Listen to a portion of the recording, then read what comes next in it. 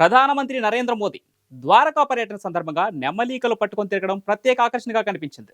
మోదీ ఆ నెమలీకలను ఎందుకు ప్రదర్శించారు? వాటిని సముద్ర గర్భంలోకి ఎందుకు తీసుకెళ్లారు? అక్కడ నెమలీకలను ఏం చేశారు?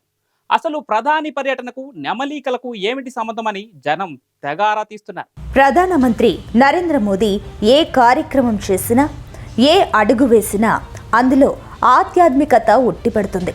ప్రతి చర్యలో పౌరాణిక ప్రాముఖ్యముండేలా జాగ్రత్త పడతారు.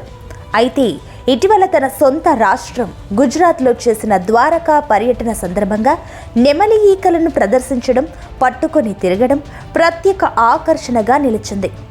స్కూబా డైవింగ్ ద్వారా నీళ్లలోకి దిగి సముద్ర గర్భం చేరిన మోదీ తన వెంట నెమలి ఈకలను కూడా తీసుకెళ్లారు. ద్వారకా పర్యటనకు నెమలి ఈకలకు ఏమి సంబంధం అని అంతా ఆరా తీయడం ప్రారంభించారు. నిన్న మొన్నటి దాకా రాముడి జపం చేసిన నరేంద్ర మోదీ అయోధ్యలో రాముడికి ప్రాణ ప్రతిష్ఠ చేసి చిరకాల వాంఛ నెరవేర్చారు. రాముడి తరువాత శ్రీకృష్ణుడిని తెర మీదకు తెచ్చే ప్రయత్నం చేస్తున్నది భారతీయ జనతా పార్టీ. అయోధ్యలో రామ మందిర నిర్మాణం లాగానే మధురలో శ్రీకృష్ణుడి ఆలయ నిర్మాణానికి ప్లాన్ వేస్తుంది. అందుకే ఇక ఏ కార్యక్రమం చేసినా బీజేపీ శ్రేణులు శ్రీకృష్ణుడిని తలుచుకోవాలనేది సంఘ్ పరివార్ అనాధికార ఆదేశం. ఆ ఆదేశాలను మొదట తానే అమలు చేయాలని నిర్ణయించుకున్నారు నరేంద్ర మోదీ.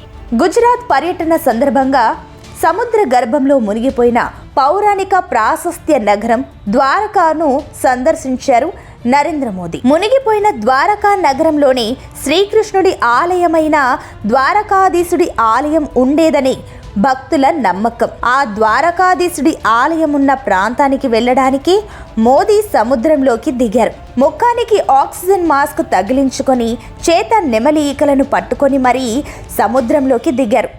సముద్రంలోనే కాసేపు ధ్యానము చేశారు. వెంట తెచ్చుకున్న నెమలి ఈకలను శ్రీకృష్ణుడికి సమర్పించారు.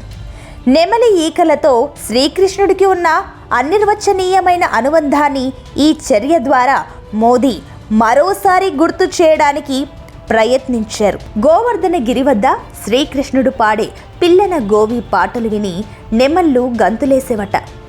శ్రీకృష్ణుడితో పాటు ఇతర పశు పక్షాదులను కూడా నెమళ్ళు అలరించేవి. చాలాసేపు నాట్యం చేసి నెమళ్ళు అలసిపోయేవి. ఆ సమయంలో శ్రీకృష్ణుడు నెమళ్ళు అలసట మరచిపోయి ఆనందించేందుకు తాను నాట్యం చేసేవారు.